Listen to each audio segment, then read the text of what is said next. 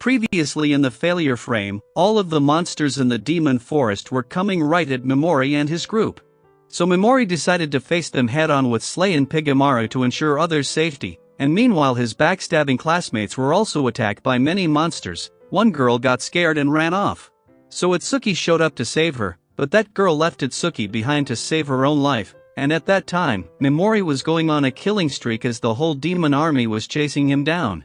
Mimori faced them bravely, and Eve knew they can't lose Mimori in the middle of this demon forest, so she convinced Ceres to let her go to help Mimori, but she came across Kashima. And Itsuki attacked Eve thinking she's a monster, and her thunder attack affected Eve's voice, so Eve had no other option but to defend herself. And thankfully Hijiri stopped Itsuki before she could have killed Eve. She knew Eve isn't a monster just from her movement pattern. Hijiri noticed Eve isn't a monster but a beastman. And she's not considered a monster because she has intelligence, so they can communicate with her. Her voice was disabled due to Itsuki's attack, and Itsuki felt bad about it. So she quickly apologized. Then Hijiri told Eve to answer with a gesture and asked if she had hostility towards them. Of course Eve didn't, but she felt something similar between them and Mimori. Takao sisters introduced themselves as heroes from another world, and Hijiri had heard about a leopardkin blood warrior on the run. So Hijiri guessed Eve is with someone and she's searching for him. And whoever her leader is, he could survive this monster stampede. All of her guesses were correct, but Eve didn't give Mimori's name to her and went off to look for him. Meanwhile, Bro was killing monsters non-stop, but Pigamaru had hit his limits, so Mimori killed the mammoth himself. That same goes for Slay as well, but they did a good job, and Mimori was also injured. He sought his status and his level is now above 2000, but still, there is a monster left in the area, a human-faced, probably because this one knows Mimori needs clear vision to attack, so this will be his last hunt. That monster rushed in with dead monsters in his hand to block Mimori's vision. His laser attack injured Mimori and Slay both, so they fell off. So now everything depends on their teamwork and deception, so Mimori used his helmet to distract that thing, and then Pigamaru did the same. Then Mimori came from the sky to kill the monster off. Mimori made this decoy plan to make it think he's gonna flank the monster from behind, but there Mimori jumped in the sky to get the clear view for his spell to cast.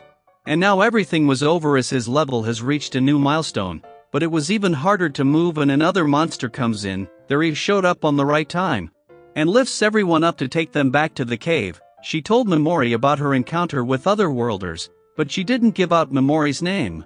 Mimori was glad she didn't because he wants others to think he's dead. Then as they returned, Liz and Ceres were overjoyed when they saw them safe and sound, so after a while, Liz went out to keep the watch to let Mimori rest.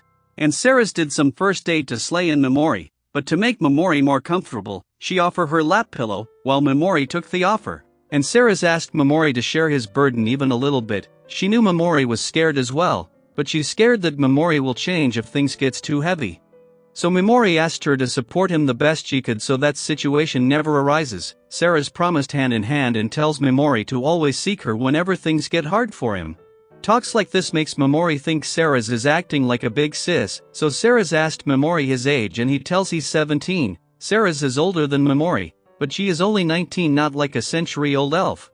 But she thought Mimori must have been in his early 20s, seeing his calm and mature demeanor. Even so, Mimori didn't want to be treated like a younger brother.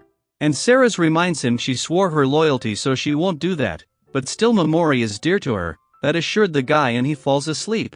It was the first time Ceres saw Mimori vulnerable like this, and she couldn't hold herself back from the rising feelings that were erupting in her heart. But when she puts Mimori away, she fell on him right close to his face. It was the time when those rising feelings got the best of Ceres and she tried to close the distance to help herself out.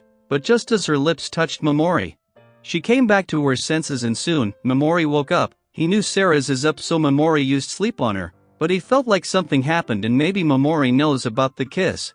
He realized how relaxed he was with Ceres, but on the other side, the Takao sisters were taking Kashima back and asked why she joined Asagi's group.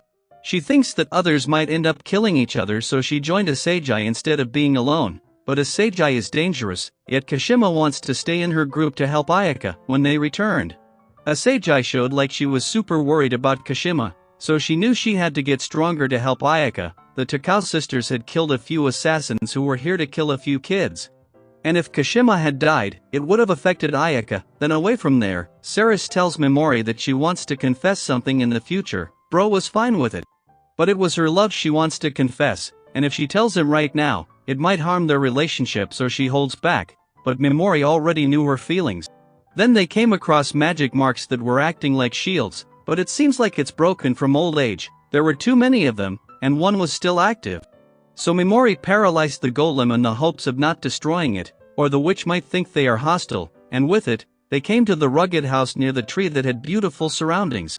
And found an underground tunnel that leads to a door, which could only be opened with tons of mana, and Mimori already had MP full, so he pours the MP, and opened the door. It led them to a different space, and there they saw the witch's house. They knew it was the Witch of Taboo who's coming just by looking at it, and the only one who could decipher the forbidden magic text with which she could take revenge on that goddess. The goddess called the heroes back to send them to fight the demon army to see bloodshed, and Mimori has found a way to mess with the goddess, and it's Erika, the Witch of Taboo. And sadly, this is where the season 1 ends, but stay tuned to watch season 2 when it gets released, and in the meantime enjoy the new anime episode recap, so take care.